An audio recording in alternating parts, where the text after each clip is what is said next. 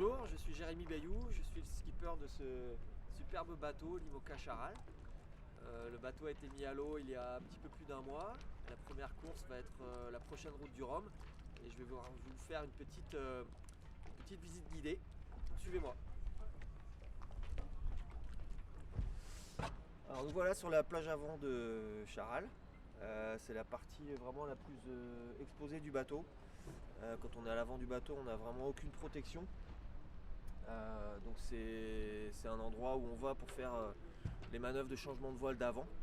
Donc vous pouvez voir derrière vous, il y a deux voiles qui sont hissées pour le moment, en sachant qu'on a effectivement toujours au minimum deux voiles devant hissées et qu'on a un set de 7 voiles, y compris la grand voile, donc de 6 voiles d'avant qu'on peut interchanger selon les angles de vent et les forces de vent. Donc voilà, partie très exposée, notamment sur le bout dehors, tout au bout du bateau, là-bas, sur lesquels on vient amurer les grandes voiles de portant comme les spies et les Jenaker. Donc quand on est ici, on fait vraiment très attention et potentiellement on ralentit un petit peu le bateau pour faire ce type de manœuvre. Donc toutes les voiles sont amurées sur le pont ou sur le bout dehors et vont à différentes altitudes sur le mât. Donc les plus petites voiles sont amarrées sur le mât, forcément plus bas, et les grandes voiles tout en haut, en sachant que le tirant d'air du bateau culmine à une trentaine de mètres. Voilà, donc on peut être amené à monter tout là-haut quand on a un pépin, quelque chose de coincé. C'est une ascension qui n'est pas évidente. Voilà, on n'aime pas trop grimper là-haut quand même. Et puis qu'est-ce que vous pouvez voir autour? Derrière moi sortent les deux foils. En fait, ils sont tellement grands qu'on ne peut pas sortir les deux complètement. Donc on a un foil qui est en permanence le foil au vent du côté d'où vient le vent qui est remonté, le foil sous le vent qui est descendu, afin de sustenter le bateau, de mettre de la puissance dans le châssis pour atteindre des vitesses un petit peu plus importantes que ce qu'on arrivait à faire précédemment. Voilà pour la partie avant du bateau.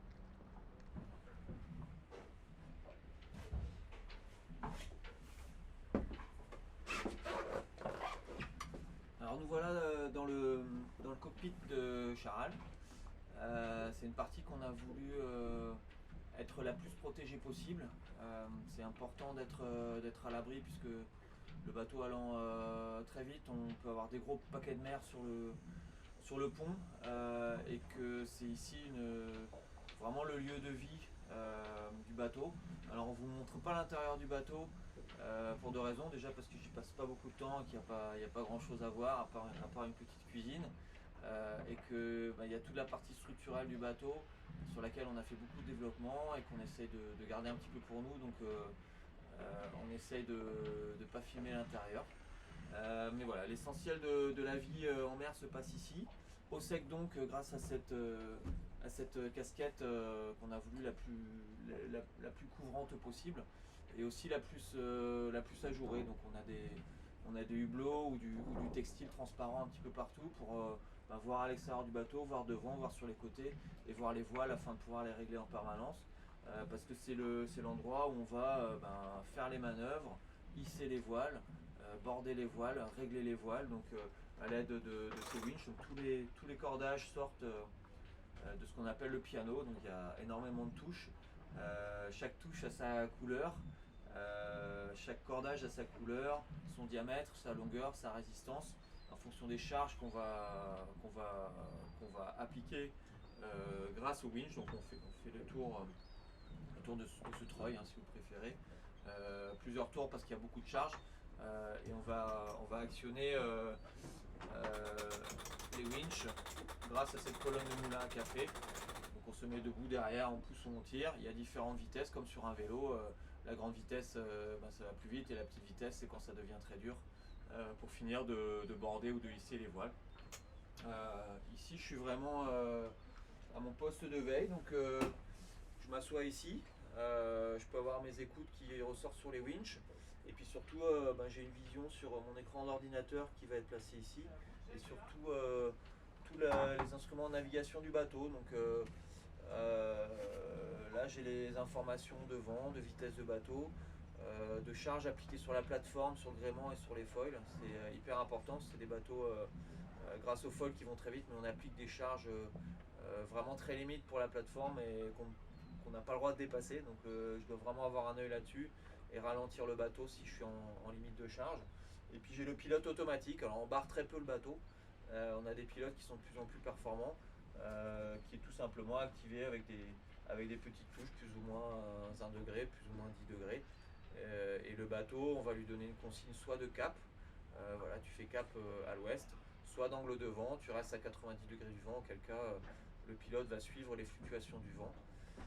Et puis de temps en temps, on a la chance ou le temps de pouvoir barrer le bateau. Donc j'ai une barre télescopique qui sort ici. Et je vais m'asseoir sur ce petit strapontin, la tête devant les hublots, on barre essentiellement pour sentir l'équilibre du bateau ou quand les conditions de vent sont plutôt très faibles ou plutôt assez instables. C'est vrai que sinon, on va dire que 80 ou 90% du temps, le bateau est sous pilote automatique.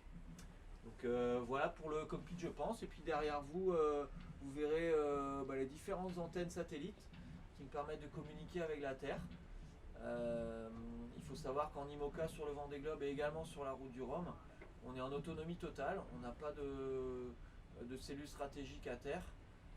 Personne ne réfléchit pour nous. Donc on va, grâce à ces antennes satellites, chercher nos modèles météo qu'on va faire tourner dans nos ordinateurs à bord et décider de notre stratégie tout seul. Donc c'est vraiment crucial d'avoir des antennes satellites qui marchent, sinon on ne peut pas tracer sa route. Voilà pour cette partie hyper importante de Charal. Alors la particularité de Charal, c'est qu'on a imaginé le bateau autour des foils. C'est un vrai foiler. Donc qu'est-ce que c'est les foils? C'est des pièces comme celle-ci qui sortent sur le côté du bateau. Donc on en a un de chaque côté et on met le foil sous le vent, donc le côté opposé de la direction du vent dans l'eau. Et avec la vitesse du bateau, en fait, on va créer à la fois de la puissance et à la fois du lift dans le bateau. Donc cette partie-là, en fait, quand elle est dans l'eau, toute la partie verticale du type, en fait, va créer de la side force pour contrer la force du vent et va donner de la puissance au bateau, ce qui va le faire accélérer. Et puis quand le bateau est un petit peu plus à plat, en fait, c'est la partie du shaft du foil qui va venir travailler et qui va vraiment faire monter le bateau et le faire voler. Donc Charal, c'est un bateau quasiment volant. On a imaginé pour que les foils qui sont très très grands, qui sont vraiment les foils les plus grands jamais vus sur un monocoque, fonctionner pour que le bateau n'ait plus que 15 ou 20% de sa coque dans l'eau. Et puis par moment, effectivement, on découvre actuellement que le bateau vole à 100%, ce qui est une sensation assez fabuleuse. Donc voilà, des superbes pièces tout en carbone qui demandent beaucoup de travail et beaucoup de développement et qui font entrer nos bateaux dans une nouvelle ère.